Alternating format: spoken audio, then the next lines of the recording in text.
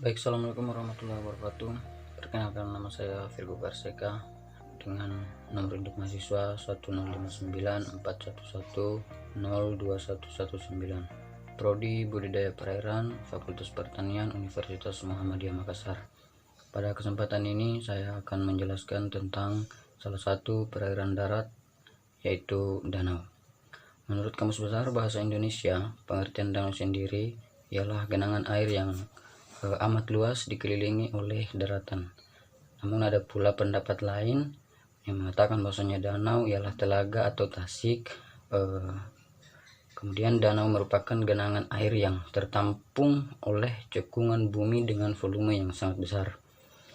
Untuk sumber air sendiri yang berada di danau itu berasal dari sungai, kemudian air hujan. Ada pula danau yang dibuat oleh manusia, yang contohnya itu seperti waduk. Selanjutnya itu adalah jenis-jenis danau. Danau sendiri dibagi menjadi 6 jenis, yaitu yang pertama danau tektonik. Danau tektonik ini terjadi akibat dari peristiwa tektonik atau seperti gempa.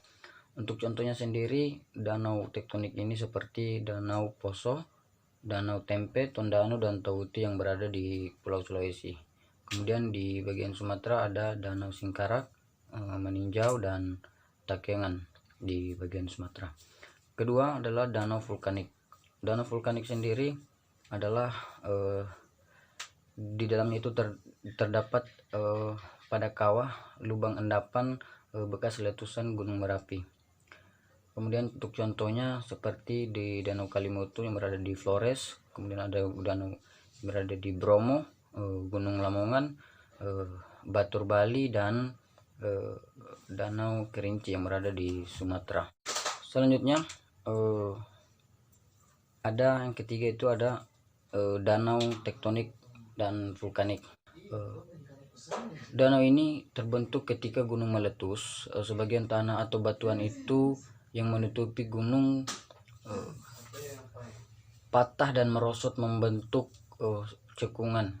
Contohnya itu seperti danau yang berada di Sumatera Utara, yaitu Danau Toba. Kemudian ada danau kars. Danau kars ini terjadi akibat adanya erosi membentuk cekungan dan terisi air sehingga terbentuklah danau. Contohnya Danau Doline dan Ufala.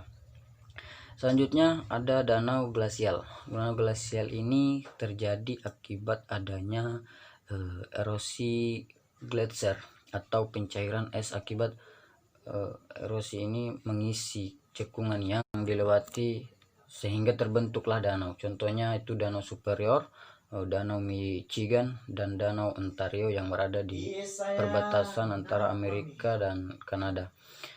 Kemudian selanjutnya ada terakhir, itu adalah waduk atau bendungan. Seperti yang kita ketahui, waduk dan bendungan ini itu salah satu danau buatan manusia. Selanjutnya manfaat danau. Manfaat danau dibagi menjadi 10 manfaat. Yang pertama itu adalah sebagai persediaan air bersih, yang kedua sebagai pembangkit listrik tenaga air, ketiga sebagai sarana irigasi, keempat sebagai budidaya perikanan darat, kelima ada sebagai tempat rekreasi dan olahraga, kemudian yang keenam untuk mengendalikan bencana alam, dan ketujuh ada sebagai habitat tumbuhan dan satwa.